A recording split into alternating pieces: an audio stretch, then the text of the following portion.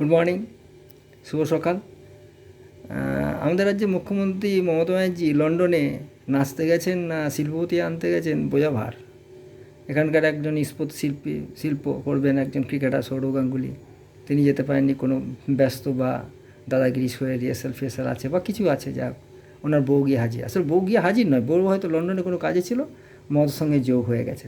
সেই ছোটোবেলায় দেখতাম যে বাবার নিমন্ত্রণ রক্ষা করতে দাদা 10 টাকা হাতে নিয়ে চলে গেল খেতে, সেই রকম ব্যাপার।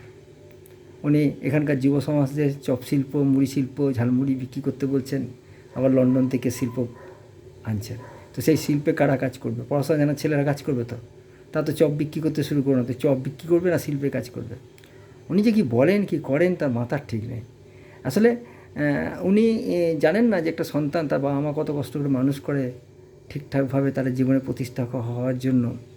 কোনো বাবাই চায় না তার ছেলে চপ বিক্রি করুক, তার ছেলে মুড়ি। আমি চপ বিক্রি বা মুড়ি বিক্রি ছোটো বলছি না, কিন্তু পড়াশোনার তো একটা দাম আছে, পড়াশোনা করে মানুষ কেন? তো যাক, উনি এসব বুঝবেন না।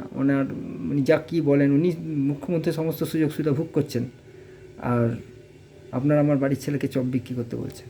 দারুণ ব্যাপার এটা। পশ্চিমবঙ্গর আর্থিক উন্নয়নের জন্য যে ছোট্ট ক্ষুদ্র শিল্পগুলো ছিল তাদের দিকে যদি রাজ্য সরকার একটু লক্ষ্য দিত, তাদের দিকে একটু যদি সুযোগ সুবিধা দিত, তাহলেই অনেক কিছু হতো। এখান থেকে ব্রিটেনিয়া চলে গেল, আটকাবানোর করুণ ব্যবস্থা ছিল সরকারের। নিজে কি বলেন কি করেন বোঝা বিপদ। যাই হোক, আর কিছু বলার নেই।